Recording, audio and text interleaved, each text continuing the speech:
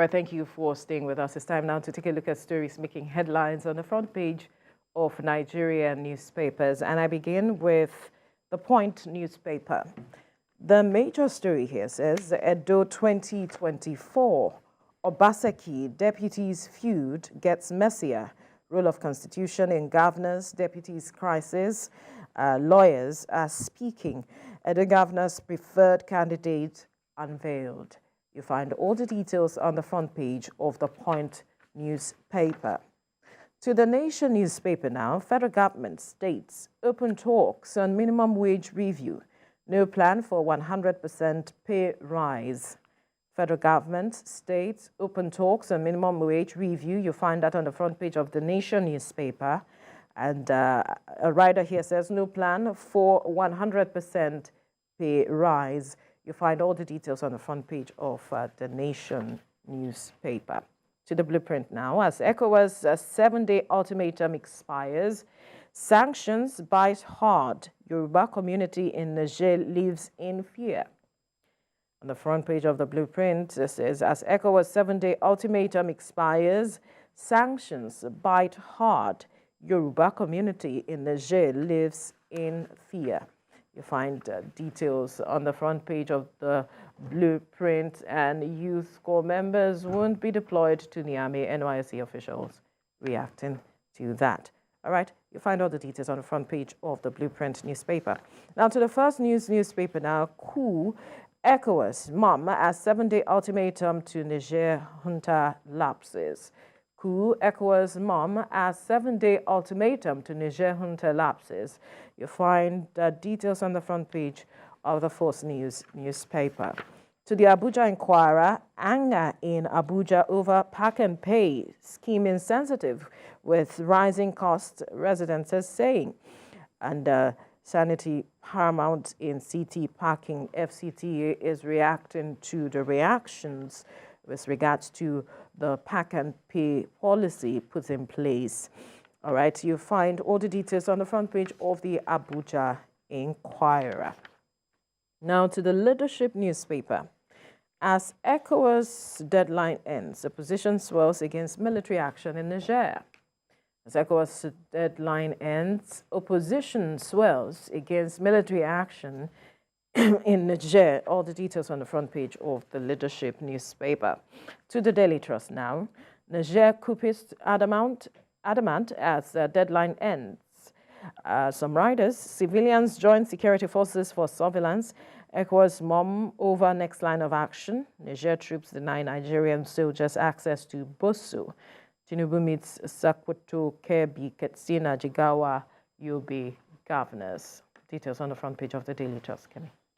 The Nigerian News Direct newspaper is next, and it's leading this Monday with the latest on the coup in Niger Republic, saying anxiety grips Nigerians, businesses over the federal government's next course of action. That's on the Nigerian News Direct. And that's also being reflected on The Guardian, as we see now, still on the Niger invasion, saying Nigeria may incur over 2.98 trillion naira, double defense spending yearly. Nigeria may incur over 2.98 trillion naira, double defense spending yearly.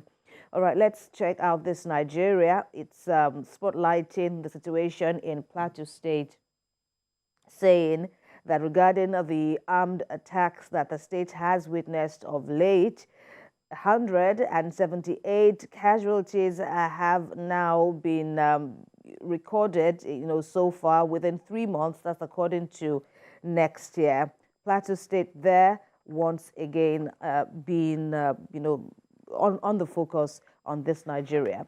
National Economy is saying now that concerns mount over unending high cost of governance. National Economy there saying concerns mount over unending high cost of governance. Get all the details there. On Nature News, it says 12 years on, Ogoni cleanup stalled as experts call for probe. Ogoni cleanup stalled as experts call for probe. 12 years on. On the Punch, foreign airlines repatriate over $4 billion in 15 months. Lagos-London fares 49% higher than Accra-London, 162% higher than Cotonou-London, and Nigeria Air project stalls as air fares skyrocket over foreign exchange shortage. You know, so much to read there on the Punch. And finally, is Business Day is talking about what the GSK gradual exit means, you know, for Nigerians and everyone concerned. About 2 days ago or so, this popular, company announced it will be exiting Nigeria after 51 years of operation. And of course, there's some household names there being mentioned, household products that have been mentioned, all manufactured by GSK. And it says it will transition to a third-party direct model for all its products moving forward. Veronica. All right, Kemi. I know the papers are awash with matters of the coup in Niger, but let's touch on something back home that might interest some Nigerians, and that story is on the front page of the Nation newspaper talking about federal government states open talks on minimum wage review. And there are reports also saying that there is no plan for 100% pay rise. I believe state governments are saying that.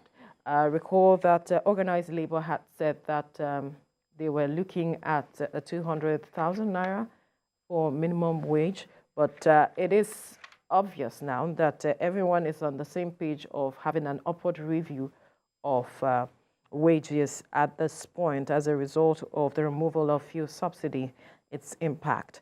And this meeting, this talks rather, is to be held, and just to give, to cushion the effect of the removal of fuel subsidy. We saw that before now, some states had begun to increase salaries. For instance, Edo State had increased the minimum wage from 30,000 naira to about 40,000. And we also saw Kwara State doing same. And some states had gone ahead to also put together some palliatives for their residents. Even Lagos State government has taken a step as well.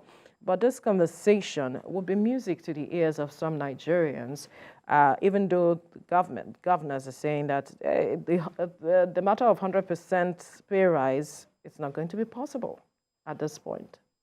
It will be music to the ears of Nigerians if it does go beyond talks. Of course, I'm not against talks. I'm all for it, as long as they are productive. Begins from somewhere. It begins from somewhere. As long as, right, absolutely. So it's fine. Nigerians are, of course, waiting to see. Of course, they are believing that their representatives, the governors, the executive officers of the states, have their interests. And from what we've seen, it does appear that the state government, governments, well, not exactly the speed of the number that we expect, but 3 or 4 states now that we've seen, or thereabout, about 10 states, if I recall now, announcing, some form of, buffer policies or buffer provisions now, against the effects of the fuel subsidy. The popular palliative, it has become a very popular word now. Yeah, it's encouraging, but more still needs to be done. In Lagos State, they've said this is the preliminary things that we can do, talking about the free. Someone even told me the other day that why does it have to be free delivery services for pregnant women who are due, who will deliver? Why do they have to enjoy? Let's begin from Can't somewhere. we have?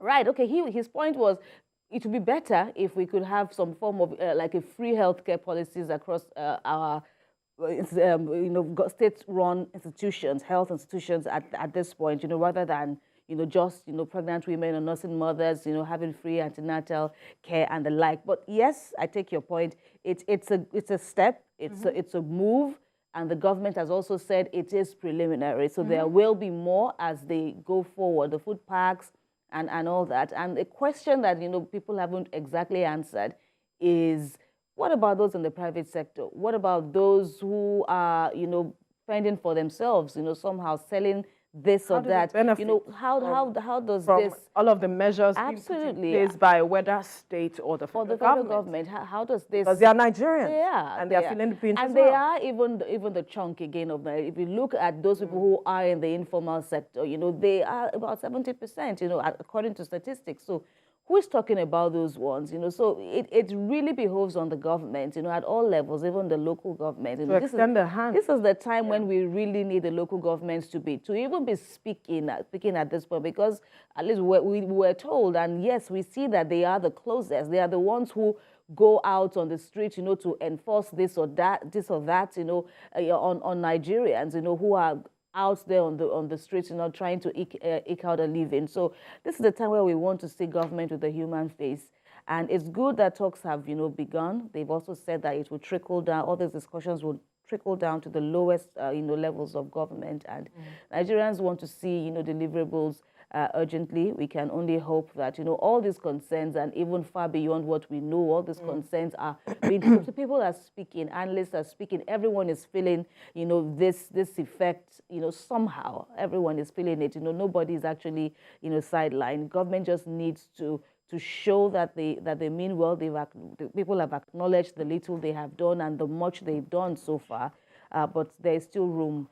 Absolutely. I believe that every state government, after this process has been put in place, talking about the palliatives and the measures they are putting in place to cushion the effect, they would sit and take a review of how it went, to see the loopholes, the gaps, where they can improve upon them, such that they get to know those who are not benefiting from whatever they are or whatever they have put in place, that some persons are not getting to see how they can, extend the net to include other persons, talking about those in the public sector or private sector who should also benefit from every measure put in place. And we hope that it goes beyond talks, like you mentioned, and it is sustained. We know that some state governments could not deliver on the 30,000 naira minimum wage, 18,000 naira minimum wage, but we can only be positive and be hopeful at this point that the various state governments mean well for their citizens and residents. Right now, we have to wrap up the conversation on this.